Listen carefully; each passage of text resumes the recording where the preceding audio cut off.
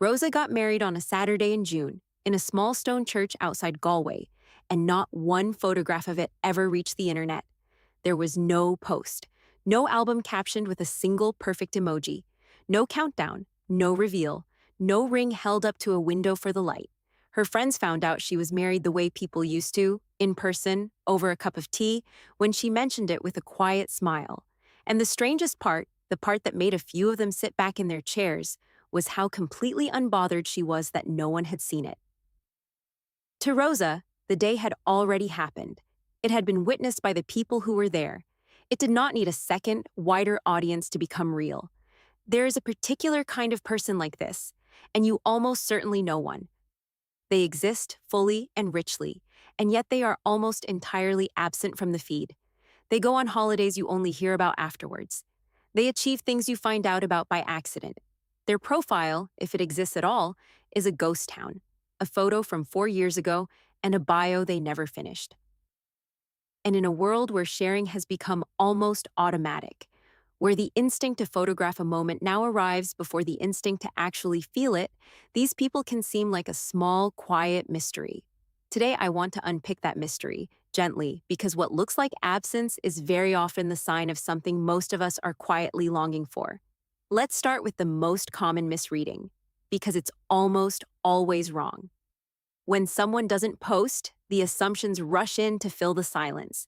They must be boring. They must have nothing going on. They must be antisocial or secretive or a little bit odd. Maybe they're hiding something. Maybe their life is empty. But watch these people closely and you tend to find the opposite. Rosa's life is not empty. It is full of long dinners, of a garden she is slowly turning into something beautiful, of friendships that go back 20 years, of a marriage begun in a stone church with the door shut.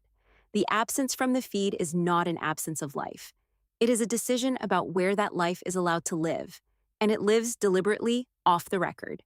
To understand why, you have to understand something about validation and where a person gets theirs. Every one of us needs to feel that we matter, that our experiences are real, that we're seen. That's not weakness, it's human. The question is only ever where that sense of being seen comes from. For a lot of us, and the platforms are designed for exactly this, that feeling has quietly migrated onto a screen. We do something, and some part of us doesn't fully believe it happened until we've shown it and watched the little hearts arrive. The meal, the sunset, the achievement, none of it feels quite settled until the validation comes back in. We've outsourced the job of witnessing our own lives to an audience of people we half know. The person who doesn't post has, somehow, kept that job for themselves. This is the quiet heart of it. Rosa doesn't need the church wedding to be liked 400 times for it to have mattered, because she was there and she felt it, and her own experience is enough evidence that it was real. Psychologists sometimes call this an internal locus of validation, the sense that the verdict on your life is delivered from the inside, by you, rather than collected from the outside, from others. It's a form of self-containment. The approval tank is filled from a well within, so it doesn't need constant topping up from strangers. And when you're not running low on that particular fuel, the whole frantic machinery of posting simply loses its pull. It's worth being clear and fair here, because this can tip into something smug, and that's not what we're describing. Not posting doesn't automatically make someone enlightened, and posting doesn't make someone shallow. Plenty of people share generously and warmly and are perfectly whole. This isn't a competition, and the non-poster who looks down on everyone else has simply found a new stage to perform superiority on. What we're actually admiring is subtler than a rule about behavior. It's an inner freedom. The genuine non-poster isn't proudly abstaining and hoping you notice. They're just not thinking about it at all. The audience has quietly left their head, and that vacancy is the whole point.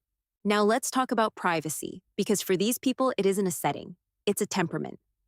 There's an old idea that a life has an inside and an outside, a public face and a private interior, and that the health of a person depends partly on keeping some things in the interior, not out of shame, out of a sense that some experiences are made smaller, not bigger, by being shown.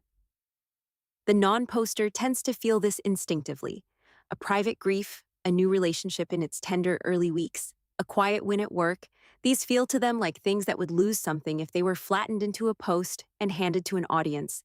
The intimacy of a moment, they sense, is partly made of the fact that not everyone was invited. Sharing it widely doesn't multiply the joy, it thins it. You can actually watch this play out in the physical world, in the way these people hold a moment. Picture Rosa at a concert in Dublin, in the third row, the band she's loved since she was 19 finally in front of her. All around her, a field of raised phones, 1,000 small, bright rectangles held aloft. Everyone filming a memory instead of having one. And Rosa just stands there, both feet on the floor, hands empty at her sides, watching with her actual eyes. She will not have footage of that night. She will have the night itself, whole and unrecorded, stored nowhere but in her.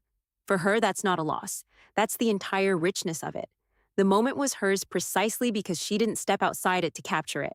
This points to something the non-poster understands in their body, whether or not they could put it into words. The act of documenting an experience quietly changes the experience.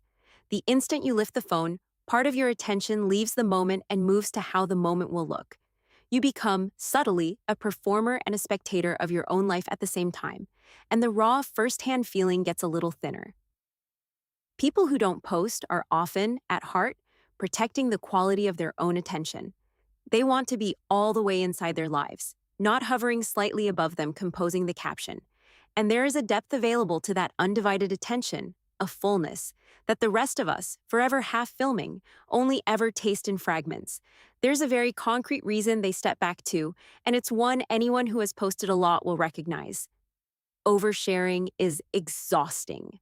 Not just the doing of it, but everything that trails behind it. Once you've put something out there, a small part of your mind stays tethered to it. How is it doing? Who's seen it? Why did that person not react? Is it landing the way I want it? Each post opens a little loop that doesn't fully close until the attention it's chasing has been counted and weighed. Do that several times a day, across years, and you're carrying dozens of these faint open loops at all times, a low background hum of monitoring and comparison. The non-poster has simply declined to open them. Their mind is quieter for a reason. There's less running in the background. And that comparison, the second great tax of the feed, is one they've largely opted out of. When you're not posting, you tend to consume less too. And when you consume less, you spend far less of your life measuring your ordinary Tuesday against everyone else's highlight reel. You are not standing in your own real kitchen feeling shabby next to someone else's staged one. There's a lightness that comes from that, an unhooking. The non-poster isn't secretly wondering if their holiday was as good as their cousins because they never saw their cousins, and they never invited the comparison in. They get to simply have the holiday they had, and let it be enough, without an invisible panel of judges scoring it against 1,000 others. Of course, others don't always read it that way, and this is where the non-poster is quietly misunderstood. In a culture where sharing is the norm, not sharing can register as a small coldness. Friends can feel shut out, as though the silence is aimed at them. Why didn't you tell me? Were you keeping it a secret? There's a modern assumption that if you didn't post it, you were somehow hiding it. But that reads a private nature as a personal rejection, and it usually isn't one. The non-poster isn't withholding their life from you specifically. They're withholding it from the crowd. And you, if you matter, are meant to receive it directly, in person, in the older and warmer currency of actually being told. The tea and the quiet smile is not the consolation prize. To them, it's the real thing, and the post would have been the imitation. I think that's what people find, when they look closely, a little bit enviable about the true non-poster. It isn't that they're missing out. It's that they seem to have something the rest of us keep reaching for and losing. A kind of settledness. A life that belongs entirely to them, that doesn't have to be run past anyone, that isn't performed for approval before it's allowed to count.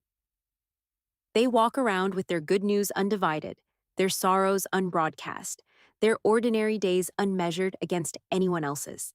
Their sense of self isn't scattered across 100 profiles and comment threads. It's gathered, whole, in one place, inside them. In a fractured, performing age, that wholeness looks almost like a superpower. None of this means we all have to delete everything and vanish, and it would be a shame to turn this into another rule to feel guilty about. Sharing can be genuinely lovely. It keeps distant people close. It spreads real joy. It lets a grandmother in another country watch a life unfold. The point was never that posting is bad. The point is the quiet lesson the non poster offers us all, which is simply about where the center of gravity sits. Are you living your life and occasionally sharing it? Or has it drifted without your quite noticing into living partly for the sharing, arranging the moment for the audience before you've even felt it yourself? The non poster's gift is the reminder that the moment comes first and always did. So maybe the invitation, if there is one, is a gentle experiment rather than a vow. The next genuinely good thing that happens to you, try just once, keeping it. Don't reach for the phone. Don't compose the sentence. Let the sunset or the news or the quiet triumph be witnessed by you and the people in the room, and no one else. See how it feels to own a moment that no one liked, that no one saw, that exists nowhere but in your own memory and the memory of whoever was lucky enough to be there.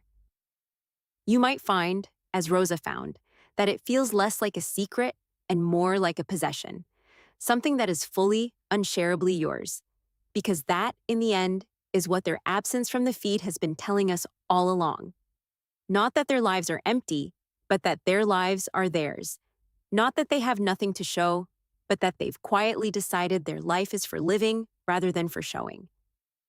The quiet ones, the ghosts of the group chat, the friends whose weddings you only hear about over tea, aren't hiding from the world.